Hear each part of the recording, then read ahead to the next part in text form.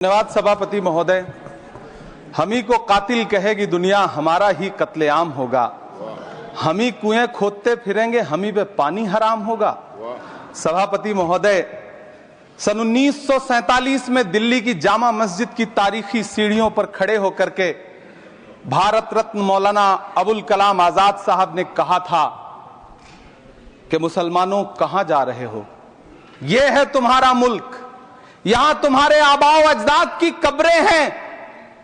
उस वक्त मौलाना आजाद की ये सदाएं सुन करके लोगों ने अपने सरों की गठरियां उतार करके रख दी थी।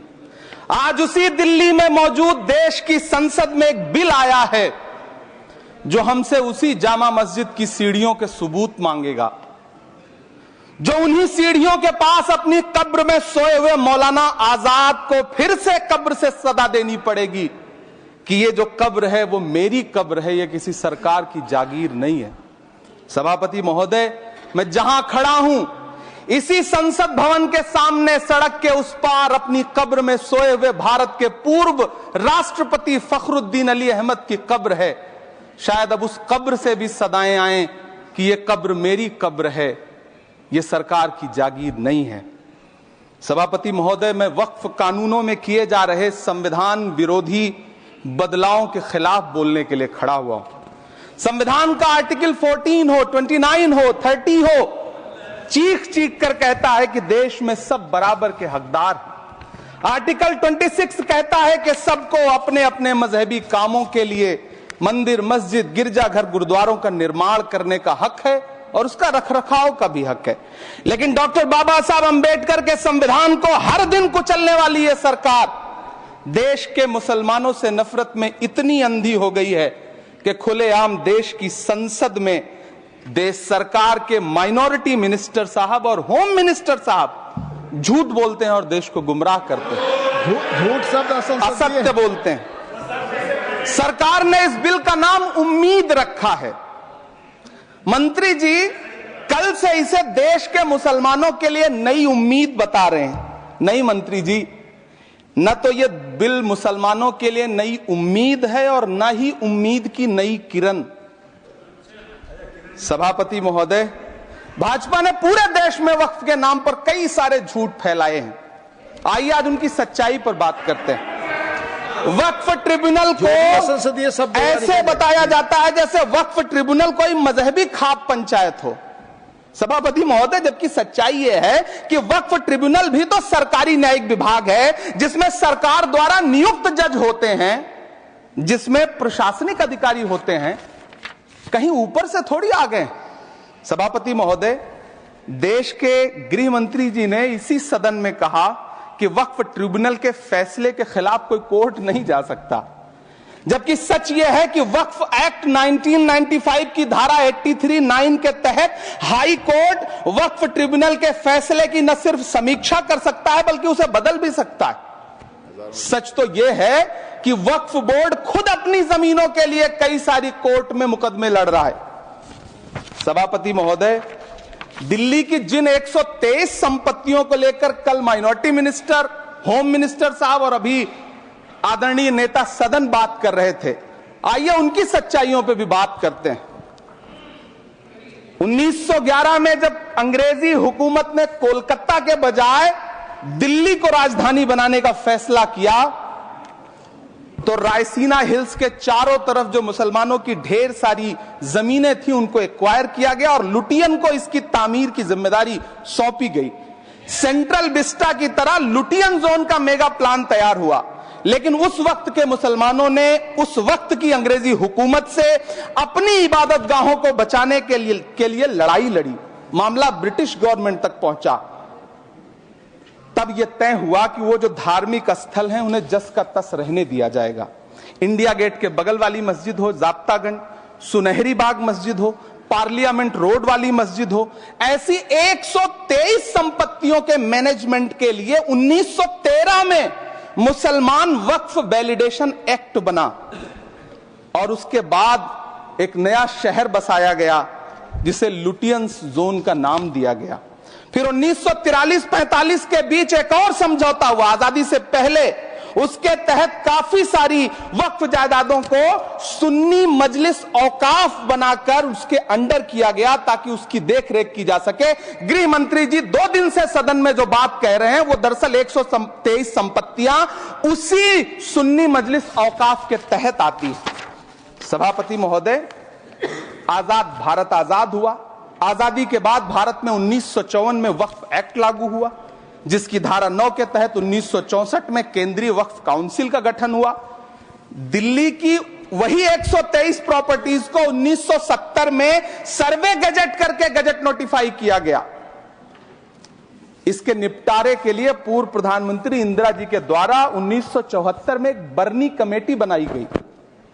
बर्नी कमेटी ने 1976 में इन 123 संपत्तियों को दिल्ली वक्फ बोर्ड की संपत्ति होने की रिपोर्ट सौंपी।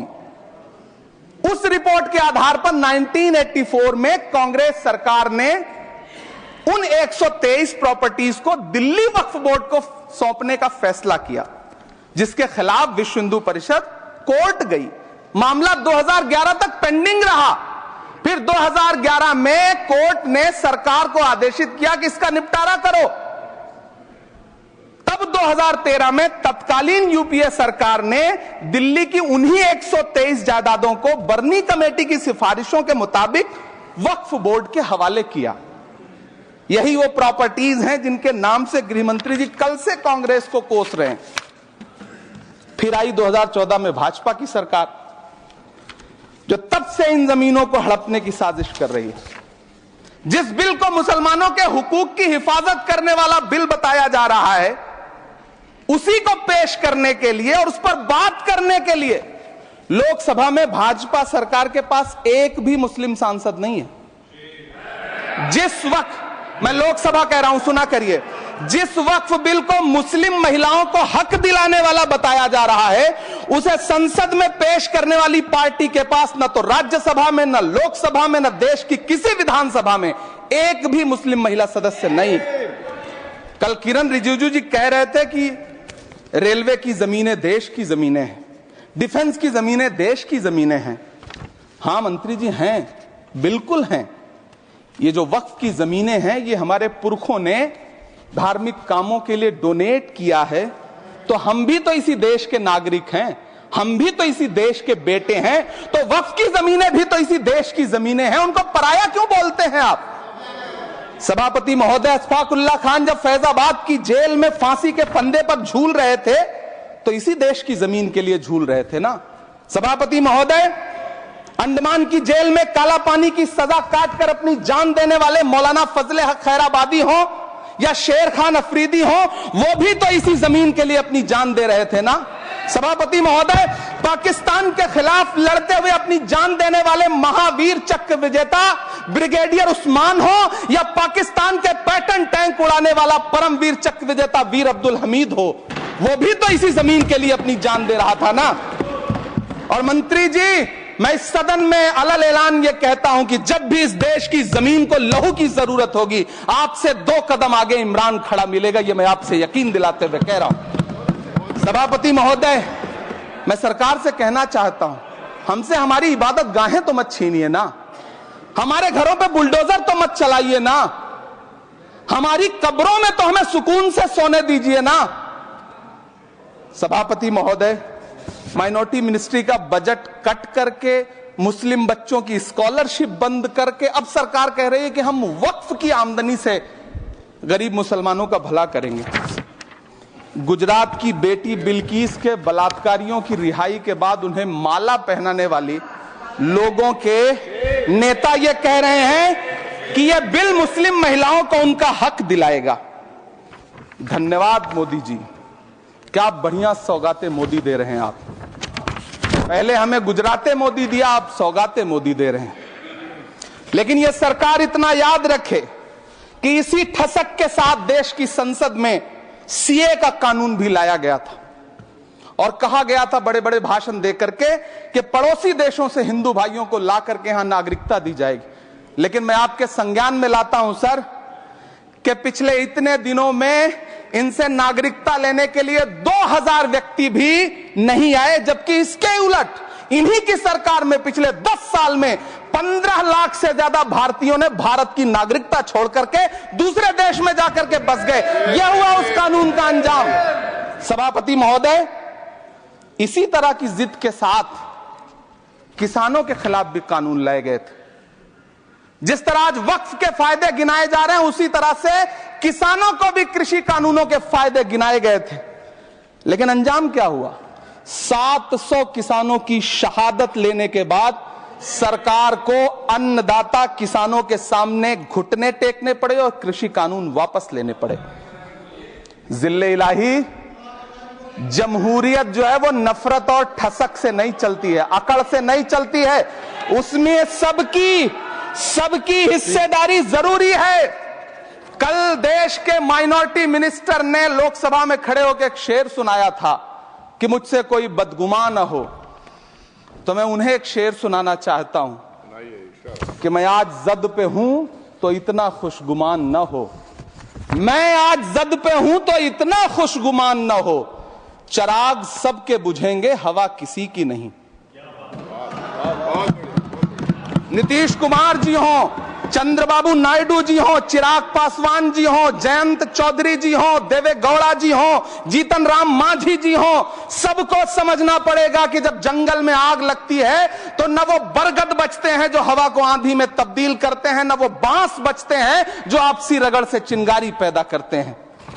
सभापति महोदय, जब देश को मनमोहन सिंह साहब जैसा काबिल प्रधानमंत्री मिलता है तो देश को आरटीआई जैसा एक्ट मिलता है, सेज जैसा एक्ट मिलता है, मनरेगा जैसा एक्ट मिलता है, लिबरलाइजेशन मिलता है, राइट टू एजुकेशन मिलता है, नेशनल फूड सिक्योरिटी एक्ट मिलता है।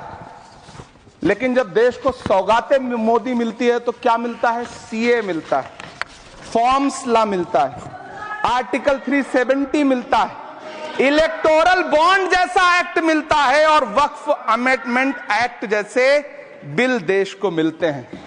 मुझे तो अपने हमवतन भाइयों से पूछना है कि आपको अपने बच्चों की तरक्की, खुशहाली और नौकरी की दरकार है या फिर मुसलमानों की दान की गई जमीनों को लूटकर धन्ना सेठों को देने की साजिश करने वाले कानून की?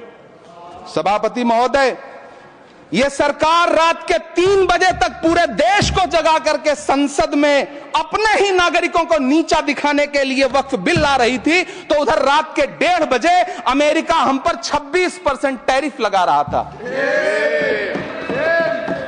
सरकार की प्राथमिकताएं देश को पता। सभापति महोदय, मैं बहुत भावुक हूं आज, और मुझे अच्छा लगा कि आदरणीय नेता सदन जगत प्रकाश नड्डा जी ने बहुत अच्छी बातें भी की, मन से बातें की।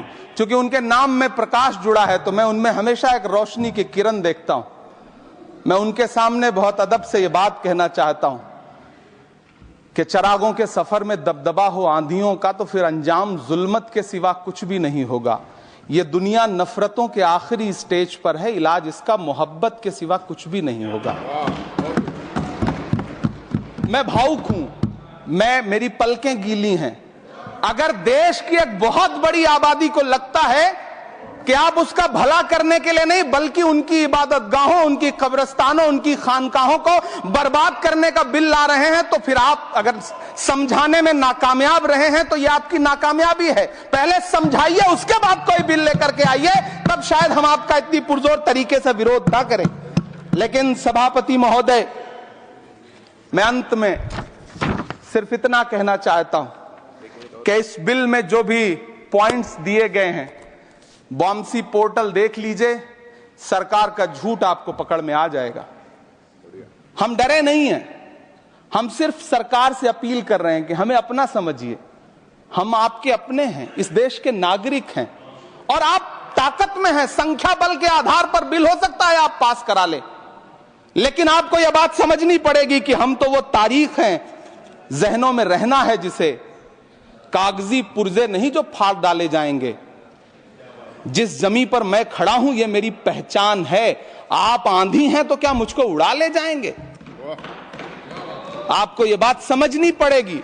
आपको अगर इतना विपक्ष की तरफ से पहले जेपीसी में इतने सारे पॉइंट्स आए और उसके बाद कल से लोकसभा में और राज्यसभा में सुझाव आप सुनने को तैयार नहीं है, लोगों की शंका को दूर करने के बारे में आप बिल्कुल सोच नहीं रहे, बस आप कह रहे हैं यह बिल उम्मीद की नई किरण है। नहीं साहब, इसे भले किरण जी लेके आए हैं, लेकिन ये उम्मीद की नहीं बल्कि नाउम्मीदी की किरण है। और इस देश की एक बहुत बड़ी आबादी इस बात से खदशे में है, शक में है कि आप सीधे उनकी जमीनों को लूट करके धन्ना सेठों को बेचना चाहते हैं। मेरी अब भी आपसे अपील है कि इस बिल को वापस लीजिए। यह बिल कहीं से आपके अपने नागरिकों के लिए अच्छा नहीं है। यह बिल सिर्फ इस देश के मुसलमानों को नीचा दिखाने का और अपने एक ऐसे मतदाता वर्ग को खुश करने का बिल है जिनको इस बिल के पास हो जाने से कुछ मिलेगा भी नहीं, लेकिन आप एक नैरेटिव देना चाहते हैं, एक मैसेज देना चाहते हैं। मेरी आपसे अपील है कि कृपया ये जो सबका साथ सबका विकास का नारा है, इस नारे को रत्ती भर तो चरित्रार्थ कर दीजिए। बहुत बहुत धन्यवाद।